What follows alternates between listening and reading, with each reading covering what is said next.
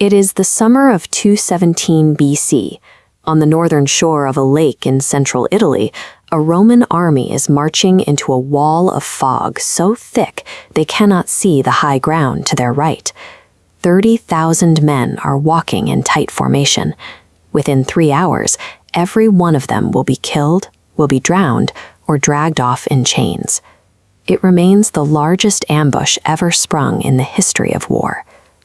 Their commander, Consul Gaius Flaminius, pushes the column to move faster. He has seen the campfires burning ahead.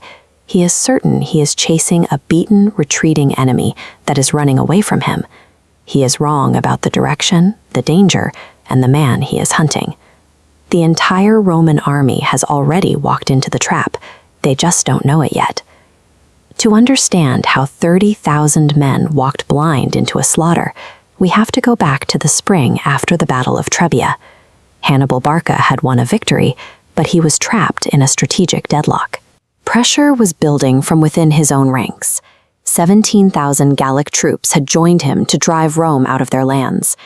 Every day Hannibal sat idle was a day he wasn't delivering on that promise, and Gallic loyalty was costing him with every passing week.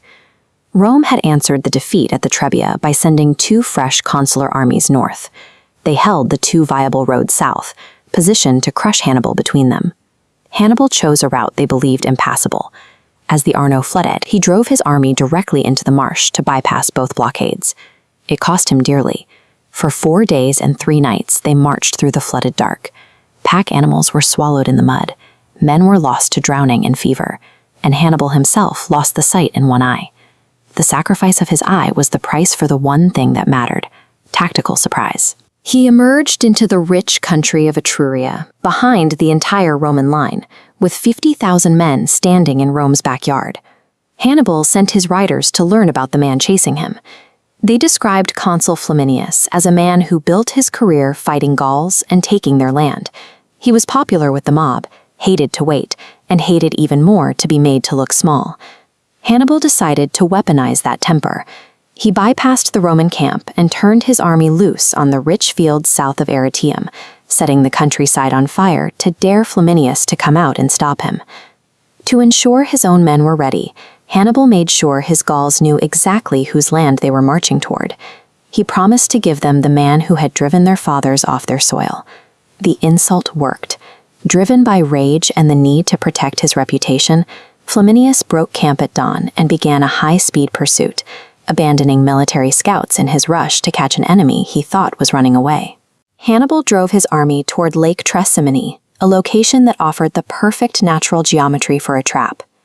The road ran along the northern shore, sandwiched between the deep water on one side and a ring of steep, wooded hills on the other, with a tight pass at each end. At the far end of the valley, he placed his best African and Iberian veterans to act as an unmoving wall. Along the slopes above the road, he hid his Gauls, rank after rank, back in the trees. At the entrance, he placed his cavalry. The moment the Roman rear guard filed past, they would swing shut behind it, sealing the only way out. To draw them in, he lit campfires far beyond the valley, out of reach. He wanted the Romans to see smoke in the distance and believe the Carthaginians were still miles ahead. The success of the trap rested on one man's hurry. Hannibal had bet that an angry man in a rush looks straight ahead, never at the heights above him. At dawn, the head of the Roman column hits the Carthaginian wall at the far end.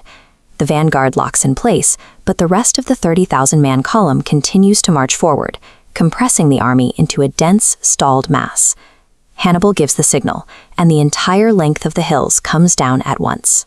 The Gauls smash into the center, shattering the Roman flank before the soldiers can even form a line or raise their shields.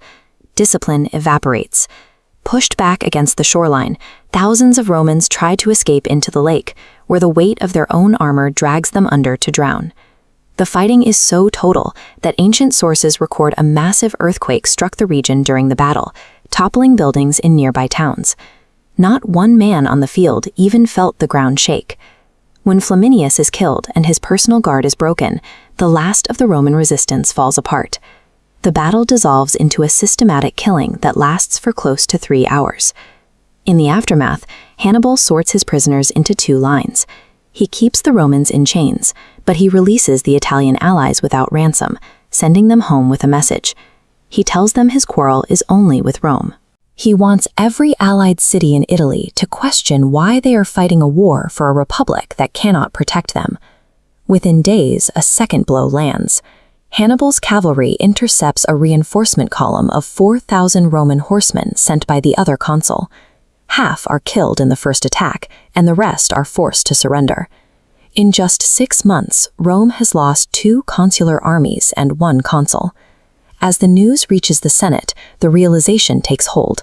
There is now nothing left between Hannibal and the gates of the city. In an act of desperation, the Senate reaches for its oldest emergency measure. They appoint a dictator, Quintus Fabius Maximus, with a single mandate: stop Hannibal from winning by refusing to give him the battle he wants. For a year, the passive strategy holds the line, but Rome's ego cannot tolerate a war it isn't actively fighting.